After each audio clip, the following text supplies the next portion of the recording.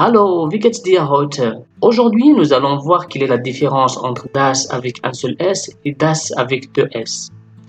Si tu es un débutant en allemand, tu te demandes peut-être quelle est la différence entre les deux. Dans cette vidéo, je vais te montrer la différence et dans quel cas les utilise-t-on. On commence avec das avec un seul S. Das peut être utilisé comme un article défini neutre. Les autres articles définis sont der pour le masculin, die pour le féminin ou pour le pluriel. Deuxièmement, un pronom relatif neutre. Bien sûr qu'il y a des pronoms relatifs pour le masculin, le féminin et le pluriel. Et troisièmement, un pronom démonstratif. En effet, un pronom démonstratif sert à désigner les personnes, les animaux ou les objets dont on parle.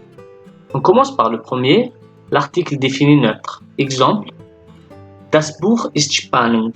Le livre est passionnant.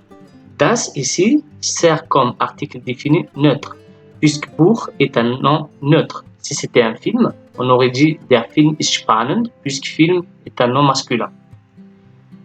Das Kind isst Kekse. L'enfant mange des biscuits. Das Auto ist schön. La voiture est belle. Wir gehen ins oder in das Restaurant. Nous allons au restaurant.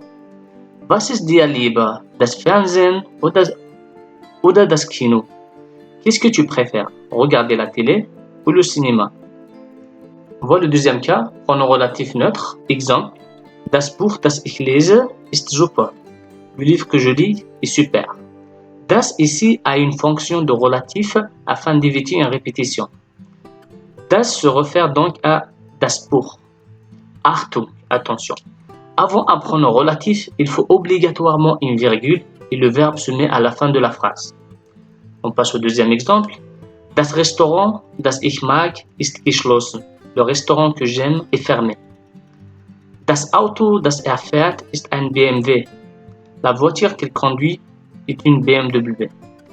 On passe au troisième cas, le pronom démonstratif. Exemple, Was ist das? C'est quoi ça? Mutti, was bedeutet das? Maman, que signifie cela? Das ist meine Hose. C'est mon pantalon. Wow, echt schön. Was ist das denn? Wow, c'est beau. Qu'est-ce que c'est? Tom, was ist das alles? Tom, c'est quoi tout ça?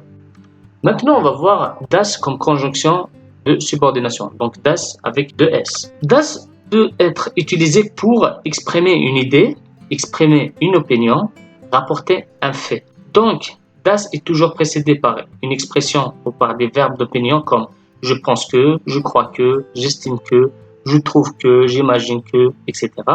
En allemand, ich denke das, ich glaube das, ich finde das, ich stelle mir vor das, etc.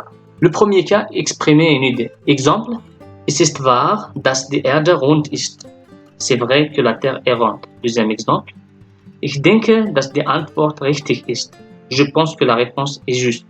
Tout comme das comme pronom relatif, das avec deux S également exige une virgule juste avant et le verbe se met à la fin de la phrase comme dans ces deux exemples précédents. Deuxième cas, exprimer une opinion. Exemple, ich glaube, dass Maria und Mark glücklich sind. Je crois que Maria et Marc sont heureux. Un autre exemple, mein Vater ist der Meinung, dass ich gute Noten bekommen muss. Mon père estime que je dois obtenir des bonnes notes. Troisième cas, rapporter un fait. Exemple, die Lehrerin hat gesagt, dass wir heute keinen Unterricht haben. L'enseignante a dit que nous n'avons pas de cours aujourd'hui. Donc, on a rapporté ce que l'enseignante a dit. Un autre exemple, der Journalist berichtet, dass das Spiel zwischen Bayern München und Borussia Dortmund spannend war.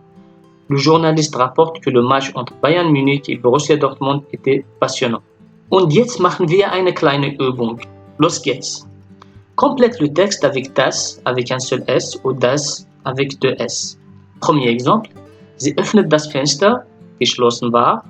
Deuxième exemple, Luca sucht Telefon, will seine Mutter anrufen. Troisième exemple, Marco glaubt, das Wetter am Nachmittag schön wäre. Quatrième exemple, Ehepaar sieht glücklich aus. Cinquième exemple, denkst du, man eine neue Sprache schnell lernen kann?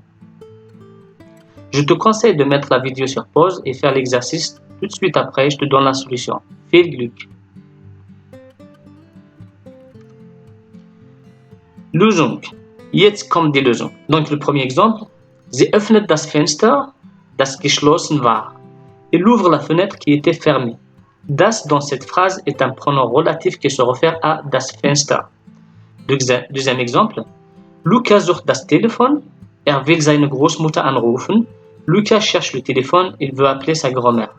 Das dans cette phrase est un article défini neutre parce que das Telefon est un nom neutre. Si Luca cherchait un ordinateur, donc der Computer, on aurait dit Luca sucht den Computer. Den, c'est l'accusatif de der. Le troisième exemple, Marco glaubt, dass das Wetter am Nachmittag schön wäre. Marco croit que le temps serait beau cet après-midi. On utilise das ici pour exprimer une opinion. Quatrième exemple, das Ehepaar sieht glücklich aus. Le couple a l'air heureux. Das ici est un article défini neutre puisque Ehepaar est un nom neutre. Cinquième exemple, denkst du, dass man eine neue Sprache schnell lernen kann? Penses-tu qu'on peut apprendre une nouvelle langue rapidement? On utilise das ici pour exprimer une opinion ou une idée. On a vu donc la différence entre das avec un seul S et das avec deux S. Il faut faire attention lorsque nous avons das comme pronom relatif et das comme conjonction de subordination. Les deux sont précédés par une virgule et le verbe se met à la fin de la phrase. Nous sommes arrivés à la fin de cette vidéo. Si ça t'a plu, n'oublie pas de mettre un j'aime, laisser un commentaire et de t'abonner à ma chaîne pour plus de cours. Vielen Dank, tschüss.